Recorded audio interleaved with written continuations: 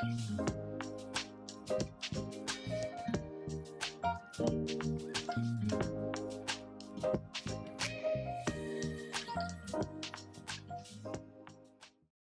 warm welcome to all of you who have chosen, wisely, I might add, to join the faculty, staff, and students of the Lawrence T. Geraty and Douglas R. Clark Center for Near Eastern Archaeology at La Sierra University in Riverside, California. I'm Doug Clark, the director. I speak on behalf of the entire CNEA community in saying how happy we are to see you at this special event. We've come to depend on Giving Day each year to support our programs. This time, archaeological research at home and abroad, and we have from the beginning of Giving Day history at La Sierra University provided a program connected to the center and its mission on that day. Our presenter this year is Dr. Bryan Kraemer, researcher, Egyptologist, and educator at the Robert and Frances Fullerton Museum of Art, RAFFMA, at Cal State University San Bernardino. Bryan's research interests are related to ancient Egyptian language, art, archaeology, religion, ritual, to ancient Egypt and the classical world, and digital humanities and digital frontiers in museums. Bryan is currently working on a monograph on his research on the festivals of Osiris at Abydos and a 3D archaeological atlas of maps from his research as co-director of the Wadi el-Hudi expedition in Egypt. There will be time at the end of the presentation for Q&A. There is a chat function in Vimeo that you are free to use.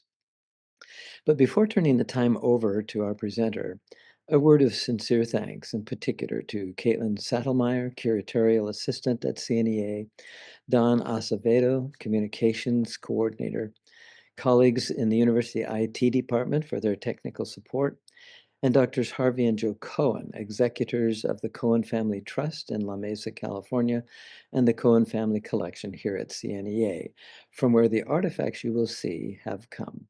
And of course, to everyone who has joined us for this session, for this meeting, thank you. And to those who will give a generous donation to CNEA, our special thanks to you. Thank you. And now, Dr. Kraemer, sharing with us Egypt in Miniature, 3D renderings and research of small artifacts in CNEA's collections. The thing that I've been doing, especially in the last 8 years, is experimenting with 3D technology, especially to study objects and to present them in ways that are interesting and informative.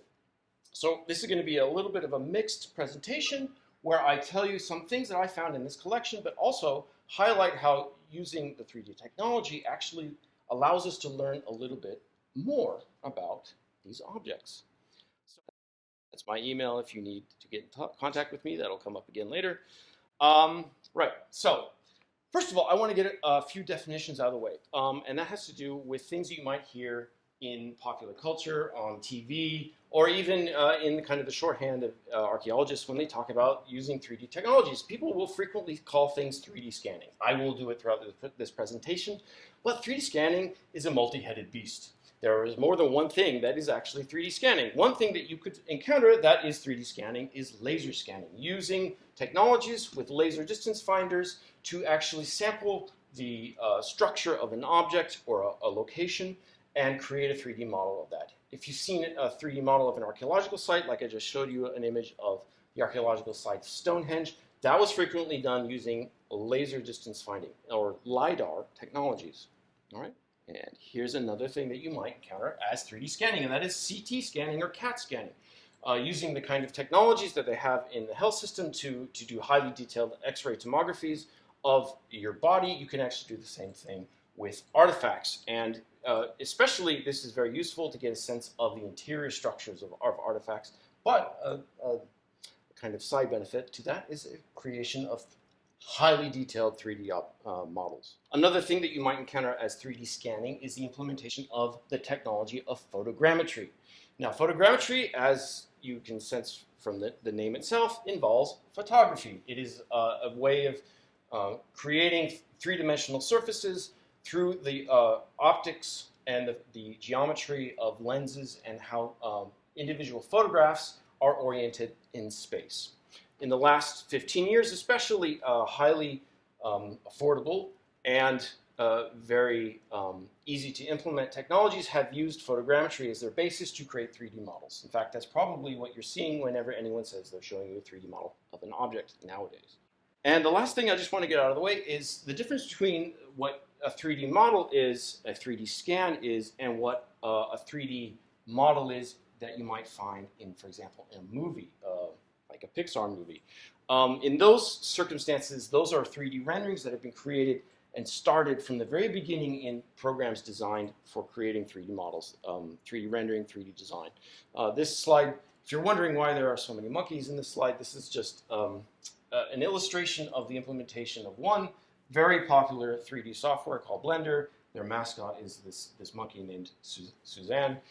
People tend to make images using her face. To illustrate certain techniques, they start from highly detailed models, but they can then implement onto those models things such as textures, giving the skin, high detailed lighting conditions, the definitions of certain materials and how they react to light, or even effects like turning it on fire. So that's 3D rendering. So in my work, I have kind of played around with the potentials for all of these in studying archaeology, especially the archaeology of Egypt. Much of my work starts with photogrammetry, the third option, using photographs and deriving 3D models from those. And you can take 3D models as you've created them in photogrammetry programs and then use them in those 3D renders to recreate landscapes, to recreate object orientations, and to reconstruct objects, or put them into museum settings that they never were in. I've actually done all of these in one way or another over the last 8 years. Okay, so let's take a look at one of these objects that I have worked with here at CNEA. So this is a set of 4 objects. The QR code on the left-hand corner of this slide will allow you, using your phone, to bring up an actual web page with the 3D model on it, so that you can look at this in detail on your own.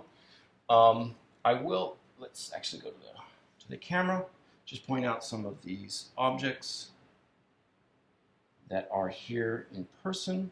So these are a set of 4 terracotta votive statues, or parts of votive statuettes, in the CNEA collection. They happen to have a pedigree that goes back to ancient Egyptian religious traditions. They represent deities that are Egyptian or Hellenistic interpretations of ancient Egyptian deities. They're very popular not only in Egypt in the Hellenistic and Roman periods, but especially other parts of the Mediterranean world where they were exported or created in their own versions as private votive objects. These could serve as the focus of worship or to be gifts to a temple. But the thing I want to show about this especially is in using 3D technology at a very rudimentary level, just creating 3D objects from photogrammetry, one of the things that is quite useful is that you see with more clarity details in an object, especially as the lighting conditions are changed and the texture is kind of washed away. You can see some of the details that are not apparent to you even in the best lighting conditions. And so on this slide, those 4 terracotta objects are represented with their kind of rudimentary geometry, and it actually shows that you can see the details of the faces, the crowns that they're wearing, and other parts of their iconography.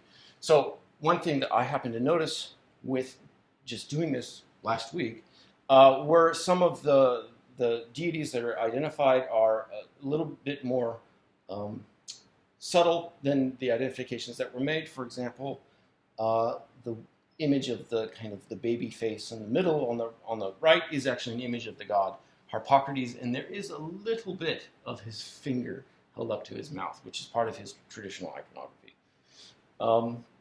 But you can see, just looking at this, that you can actually distinguish what it looks like a lot better. And I'm going to focus on the one object in the middle. That's just to remind you of what it looked like in the previous slide, but what just making this 3D model has allowed me to distinguish is that the posture of this god is slightly more nuanced. He's sitting on his left elbow, inclining to his right, and he has a cornucopia in his left hand. And this is actually the traditional posture that you see of images of the god that represented the Nile.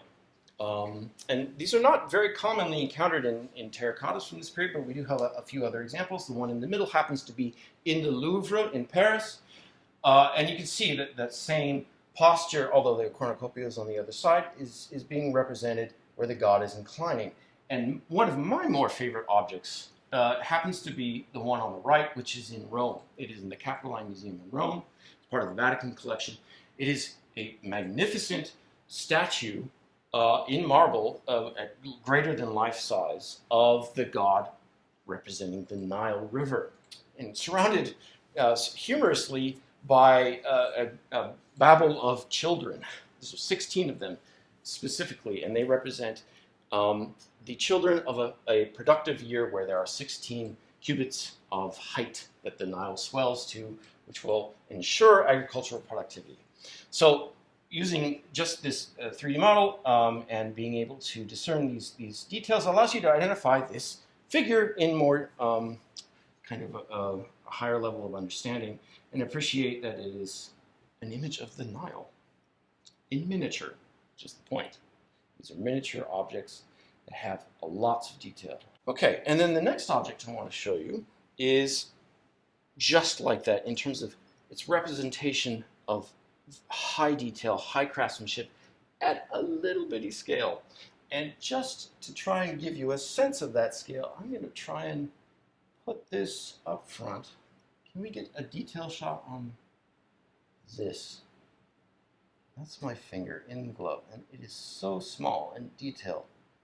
And creating a 3D model from this object at certain levels made me appreciate how well the craftsman put the effort into it and was able to execute amazing things. But there are subtle things at a microscopic level that come across in the 3D model. Can we go back to the slide? So this is the slide that I have made to try and represent what that object originally looked like. Using a 3D model, you can then reconstruct part of it. And the reason it does not look like this object is because of what's inside it. And just studying this at the microscopic level with the 3D model, you begin to see that there are traces of a fill in the excised hieroglyphs, and it is blue. What could that be? Well, I don't actually know what material is, but I can imagine it's an enamel or a glass frit or something that is added to bring out the image of the hieroglyphs in a fantastical color. And so I've tried to recreate it this way in this 3D model, which then allows you to see what it used to look like. Just to underline again the level of detail, I reproduced this object with a 3D print. I happen to have it here, and it is very, very delicate, even as a 3D print. I can't get to the level of detail with the cameras to show you this, so I've included the slide here. But it hardly fits on my pinky in terms of its size, which makes you think of who this kind of person was intended to wear this object. People generally were smaller in the ancient world, so it could have almost been anyone, but it could also have been someone who was younger or perhaps is even tailored to their size. The interesting thing about this object is that it holds a king's name on it, which I think at this point we're thinking is one of the Shashanks of the Third Intermediate period. And it happens to have two variations of his name on it. So this could have very likely have been handed out by King Shashank or one of his agents to someone to wear as a kind of party gift or a token or something showing off how great he was and how he could afford craftsmen to work at this level. This is a funerary cone. Now, it's actually only part of the funerary cone. The original one would have been about this big, and it would have been triangular in shape. hence the term cone. These are a category of object that you find in New Kingdom Egypt. They're quite informative and interesting on their own, but where they're found is actually very helpful too, because they are attached to tombs. They're usually found in or near tombs of the New Kingdom, in especially the necropolis at Luxor. So the elite New Kingdom necropolis. And if you notice in the image that we have here, that it is inscribed with hieroglyphic texts, 4 lines of hieroglyphic texts. And these objects are very helpful because we see them repeated over and over again. There are multiples of these made for an individual's tomb, so that just studying this, you can attach it to a set of objects that have the same inscription, that name the same person. Now, the 3D model has been very helpful in this process because the text is highly subtle, because it is just rough ceramic that a stamp has been applied to. So the inscription doesn't come across really very well. But it's enough to see that this belongs to the tomb of Neferhaut. Interestingly, those other parallels were found in an excavated context, so we know exactly where this came from in the necropolis section of Asasif in Luxor. So that's a fun little way of finding this object's history by trying to tease out of it the information of its inscription. So funerary cones are a common object. There are some photographs of these objects in situ, but more often than not, you just find them in a museum stuck on a shelf. It's very hard to appreciate what they're actually for. So as part of the exhibit at RAFFMA, I actually produced this 3D model of one of the tombs that we know these came from. It's an elite tomb of Nebuchadnezzar. And it's supposed to illustrate how these are actually designed. The pointy part is designed to be embedded in the wall of a tomb in these kind of ornate arrangements of several dozens to hundreds of these objects. We don't really know the full interpretation of why this is being done, but that seems to be a common feature of New Kingdom tombs in that place and time. So that's what they look like. Again, 3D renderings to try and illustrate how it worked. So the next set of objects I'm going to talk about are over here, and these are a set of canopic jars, which have an interesting inscription on them. Studying them, I was kind of pondering what exactly they said, because the inscription as it exists says Osiris Hapi justified, or true voice, which is a very standard funerary formula for naming a person in ancient Egyptian funerary objects. But if you know anything about canopic jars, you will know that the individual who is the god with this head is also named Hapi. So what is going on here? Is it a mistake that they named Hapi after Hapi, or just the guy happened to be named Hapi that had that, and he happened to have a canopic jar with the head of Hapi on it? It's a bit of a tongue twister. I think the second one is the more likely option, that in fact this guy coincidentally happened to be named after this deity. The 3D model that I produced of this is to try and illustrate how a canopic jar can articulate. Frequently, they were designed to hold the eviscerated organs from a mummy that were then dried in natron and left in the jar so that you could take it with you in the afterlife. This one, I don't believe, has any remains in it. It is fairly dusty. From the period it's being made, that's not necessarily the practice anymore. But they were originally designed for that purpose. So there is Hapi, and then there is Imseti, the god who is assigned to the liver and the lungs. To try and make this into an entertaining setup, at the latest Archaeology Discover Weekend, we had a green screen where I included the vessel of Hapi as a way to kind of superimpose yourself into the archaeology and create a fun and entertaining selfie system using a green screen, which is the kind of thing that you'll find in party events and in lots of places nowadays. This can be done because you can render the 3D object out into an image that can then be used with a green screen system. That's not the limitation to having 3D objects.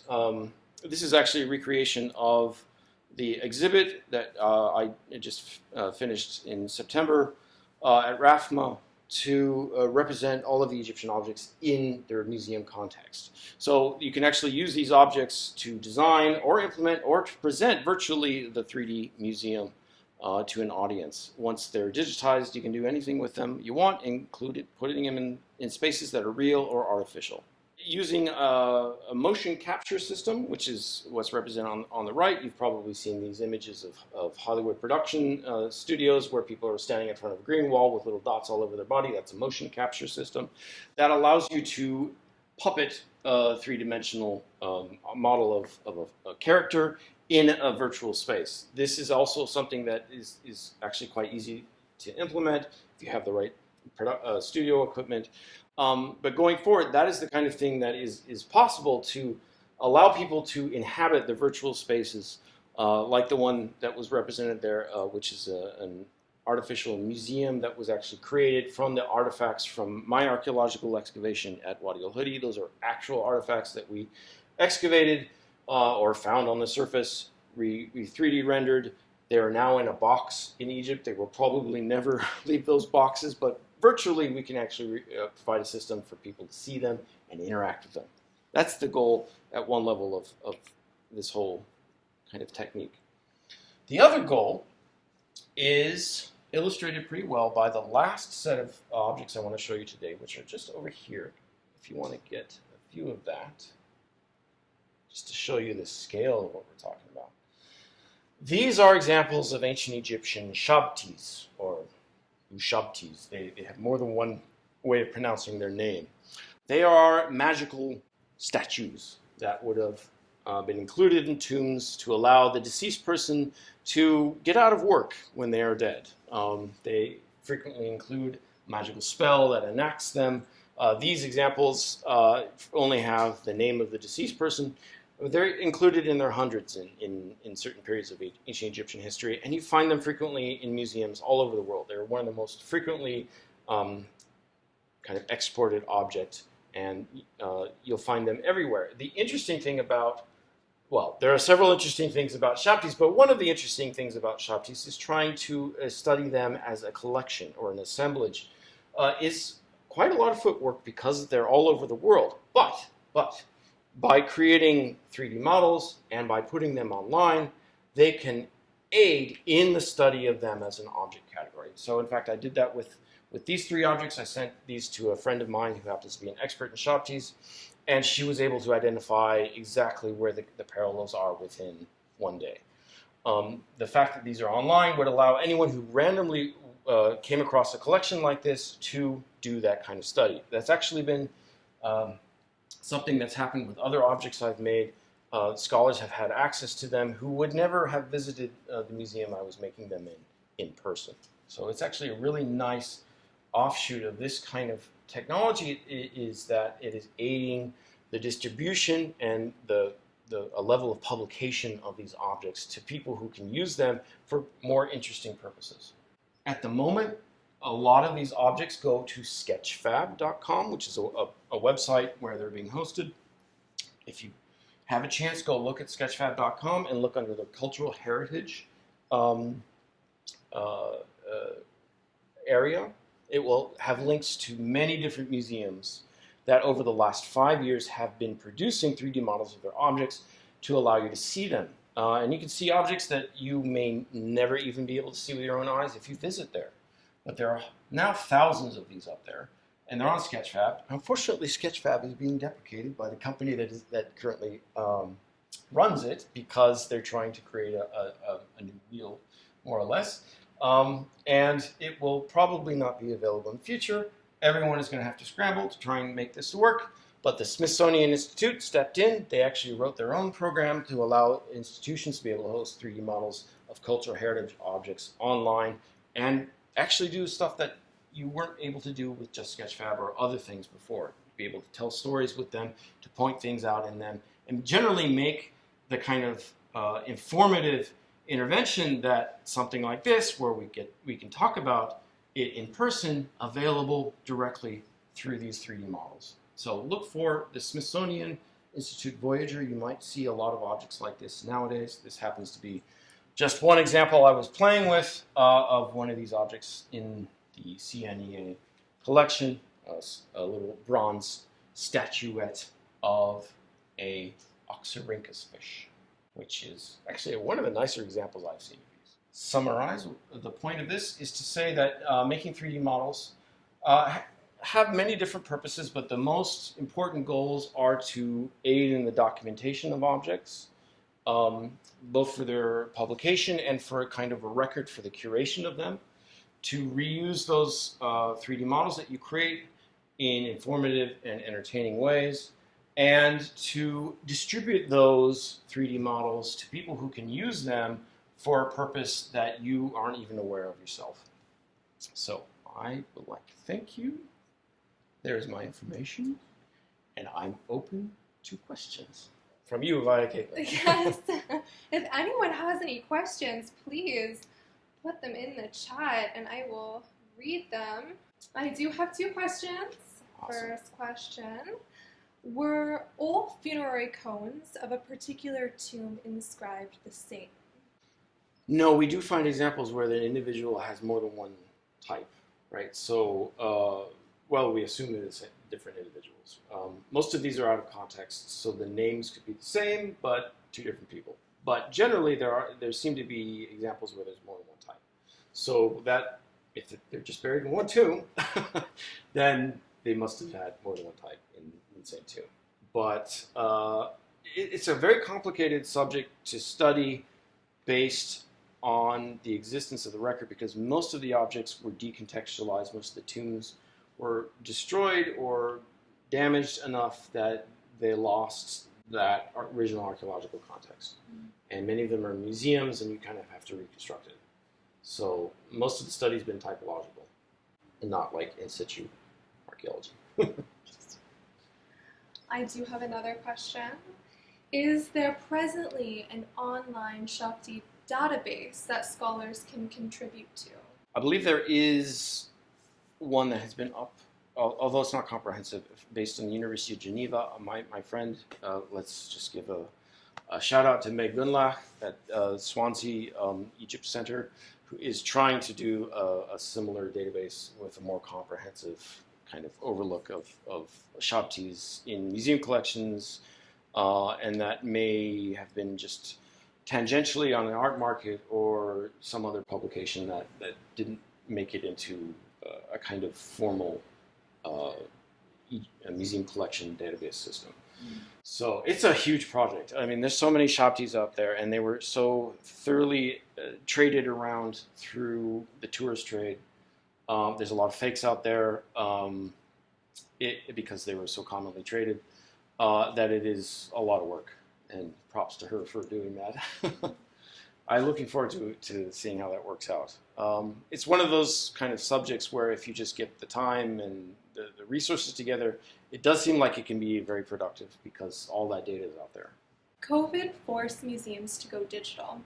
How has that helped museums in their educational goals? Yeah, I guess, well, especially from our perspective at RAFFMA, it made us think of how to present things in a creative way that we didn't devote the resources to before. So we implemented a lot of kind of online presentations.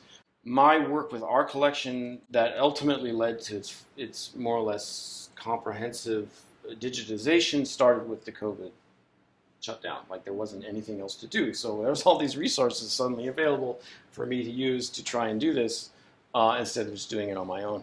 And I think that initiative, especially just charting how the Sketchfab community for museums developed, really did start with COVID. It was only a few museums were putting things online before that, and it was very small amounts. Now you'll find certain museums have done thousands of objects, and it all started with COVID.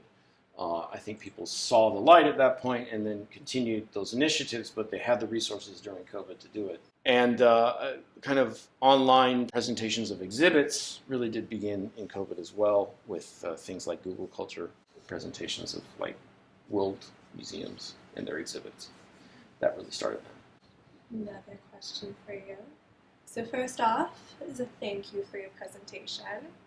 And do you have any favorite virtual reality museums or 3D collections? Well, the Semitic Museum is very good. Especially with the Egyptian objects, they started very early to try and do interactive kind of presentations of their objects and informative presentations of their objects. I think they were ahead of the curve that ultimately everyone is now at right now. But other than that, my favorite. I see models out there that I just blow me away in terms of the level of detail all the time, and by people you don't even imagine doing this, especially people who are not professionally involved in museums or archaeological work, just people who are capable and interested and able to put this stuff together. There are several different virtual reality presentations of historical scenarios, for example, like the Kennedy assassination, that just like blow you away at the level of detail people have put into trying to recreate things with factual material and archival material especially, and allow you to be able to sort out how we know that it's like this, not reconstruction based on imagination. Yeah, it's a growing field. I think if you have the time and the resources to do it, there's all kinds of potential. It just takes a lot of time. I have a question here saying, can I take the Sketchfab 3D models of artifacts and have them 3D printed so I can have my own shop too? Yeah, so if they make it available to you to download on the Sketchfab website, so that's entirely dependent on the account holder. Certain museums, I know the Egypt Center has a lot that you can download, so again, look at their website. It just depends on what they allow you to do. Some places allow you, some places don't, and yeah, once you download it, you can 3D print it if you are able to manage that project, or that file, whatever way you want. I mean, you get what you get, though. I mean, it's never thoroughly cleaned and uniform to use it in any way you want, but you can put the time into doing that. It's usually pretty easy to 3D print something once you've got a 3D model of it. It's usually too detailed. You have to downsample it. I had to do that with these. So 3D printed for Archaeology Weekend, a Roman bronze door knocker about that big down to about this scale. It took a little bit of time to do that, but it was very easy once the 3D model was clean. So it doesn't take that long. This is not a question, but more of a comment. Want to say thank you for the presentation. I'm not an academic, but I'm very interested in experimental archaeology, in which I've been working. 3D modeling would be an amazing tool to have access to see the views for artifacts and recreation. Cool. Yeah, I mean, it's great when you need to handle something and you're not, if you need to handle it in a way that you can't be concerned about its material consistency, like with metals especially. Yeah, the 3D model is quite a helpful thing to have.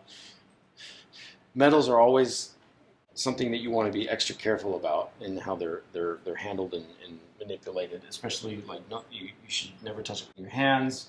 You should always be mindful of how it's sitting and don't hold things by certain edges. You might destroy it. With 3D model, that's not something you need to worry about as much.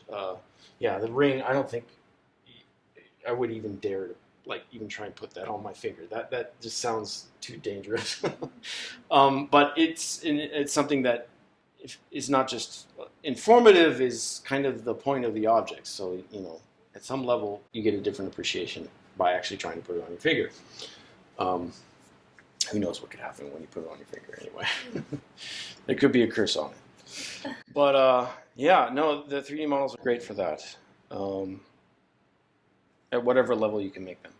The time involved in making one of these 3D models, what's the process like, and how long does it normally take you for one of the smaller objects compared to the canopic jar? Yeah, so actually with this set I was experimenting with more than one technology, and I still fell back on the one that is the tried and true, the photogrammetry technology, and that will take upwards of an hour at minimum to do the photography, the cleaning of the photographs, the processing in the software, which I happen to use the program Metashape for. There's other ones you can use. That will produce a result and then needs to be a little bit cleaned up and then downsampled, and that's at least an hour, maybe 2 hours. That's an easy object. So easy objects are usually the ones that you can see a lot of detail in. Clay usually is very good. Bronze, especially if it's corroded, happens to be very good. Faience is really hard, especially if it's like low detail or if it's small, like something like this. This would be one of the harder objects to do. It's totally possible to do. You just have to take the precautions to get the measurements correct, and don't get too frustrated if it doesn't work in the end. You just have to find another way to do it. Every object has its own challenges, but at least 1 to 2 hours, sometimes up to several hours. The other technology I was experimenting with was just using a desktop 3D scanner, which gets a 3D model out in minutes. It's okay. It doesn't produce the kind of archival result that I'm more after. Like it really doesn't look like the object. So if you want to get something out of it, you can get something out of it immediately. My phone will produce 3D models pretty readily. They're never as good as when I take the time to do it with my DSLR camera and with the lighting conditions and taking hours. How has 3D modeling been utilized in the Wadi El Hudi project, other than the virtual museum lab you shared? Yeah, so I've tried to implement it everywhere we can. My goal is essentially to get everything 3D modeled so that we can include that as part of the publication. We now have a system that we're trying to implement to do that. That takes time. That's why I've been experimenting with trying to make it faster. That's the limitation on what we can actually do with that.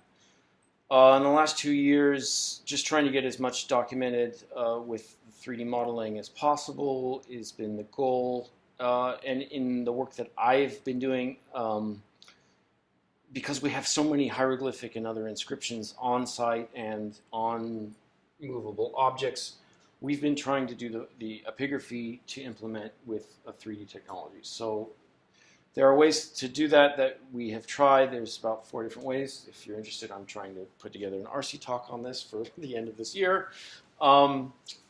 It's not a straightforward process, but the goal is essentially to be able to embed in an environment that is the archaeological site, the objects, where they came from, where we imagine they came from, but to also allow you to interact with it, to get the information about what it says, what the kind of epigraphic process was of creating and editing the text.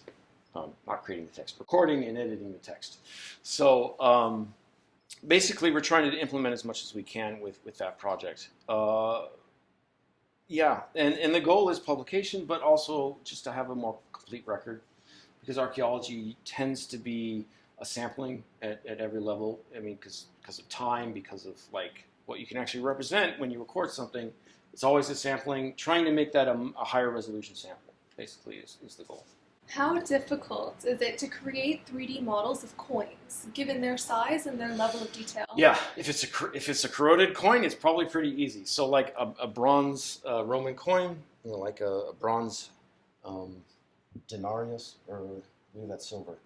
A numulus, I think, is one of the lower denominations. That's probably very easy to do, but like anything silver is going to be inherently difficult because of the sheen on it. There are ways to do it, and I haven't actually experimented with coins. That is one thing that I would like to try in the future. That will allow you to do objects that are mirror-like surfaces, but metal tends to be one of the ones that is difficult. Glass is almost prohibitively impossible to do things with, depending on its opacity.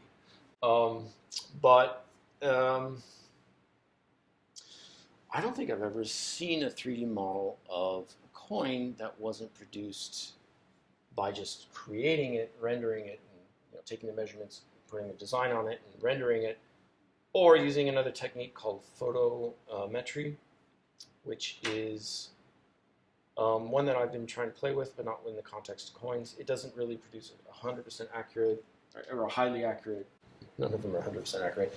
A highly accurate model, but it does give you a sense of a 3D model with topography of the surface. Was there any of the artifacts that I know that you talked about the different levels of the surfaces and stuff that affect the photography? Was there any of our artifacts that caused you some headache and you had to retake photos, or you went home and went, oh, that wasn't good? No, I didn't redo any of these. If I didn't get it, I just didn't redo it. But there were some. Anything that's smaller than a quarter is going to be a difficult object, no matter what it's made of. Nothing on this table was a problem, but there were some other ones. No, the ring was a problem. The ring was difficult. It's difficult for more than one reasons. It's metal, it's small, and it articulates, right? So its ring, the actual ring part will move on a pivot. So getting that to flip over without moving it at all is impossible. The only thing that I've ever done in a museum that was 100% impossible, no, it was not 100% impossible, was a necklace. And a necklace is just a nightmare. Because any way you move it, it will be out of orientation and it throws the whole thing out. So I basically had to reconstruct it. That was all that could be done. Yeah, that one was hard, but it was so worth it. That one was so cool. This object is one of the neater objects on the table. I think, yeah, you appreciate that too. I agree 100%. I think that's one of my favorites. So there was some motivation there, trying to get it to work. Do you have another question? Can you talk briefly about the printing process, or the post-printing process for the 3D prints? Can you paint them? Yeah, so I had the intentions to do that this weekend. I didn't get around to it. But yeah, so we're using a resin printer. It's a Halut Creality printer because any of the objects here can be reproduced in a level that would allow people to interact with them that they couldn't do before, or objects that are not actually here might actually be, allowed to play with. Or to show off by comparison. So it's a very useful thing to have available. It is frustrating to use in the sense that if it goes wrong, you don't know about it for several hours. And then why it went wrong is a bit of a mystery. But when it does work, it has amazing results. And the level of detail that can be printed, I mean, if we go back to that slide, can we get the slides up again? Yeah, so like half of a 1 digit of a pinky level of detail down to it's micrometers in terms of its level of detail. You can pick out each individual hieroglyph, and in reality, it's about that level of detail. That might not be limited by the 3D printer. It might be limited by the way I produced it. So using photogrammetry, you get a very good overall 3D model with a lot of detail in it, but the micro levels of detail are still not as good as they could be. So there are other ways to do that. I didn't have those available at the time. I can go back and do that. But it's really gilding the lily in terms of like the level of detail. But this one, being so small and being so intricate, might actually have something to say for that process. It's quite amazing, the result. If I tried to paint it, but my fear about painting it is it would actually obscure the detail because the paint would just fill things in. Thank you so much, Brian, My pleasure. for your brilliant presentation. This was absolutely great. Thank you, thank you. It's amazing to see how the digital world has such an important role in understanding the past. It's like modern and ancient. It's really quite something. It only gets better. I know. It's going to be great. This year for Giving Day, we are focused on one of our key values here at the Lawrence T. Geraty and Douglas R. Clark Center for Near Eastern Archaeology, and that is research. Research allows us the opportunity to better understand the past, and this is through excavations, the analysis of those finds, the preservation of cultural heritage, and the presentation of these finds to a lot of different scholars, but also to you. This is why we do what we do here, is for you. And we appreciate donations that you give because you do help run this center. We plan to use these donated funds to support the amazing ongoing research done by our students, our faculty, and our staff here at the CNEA. Once again, Bryan, thank you so much for your presentation. It was amazing. And thank you everyone for joining this evening.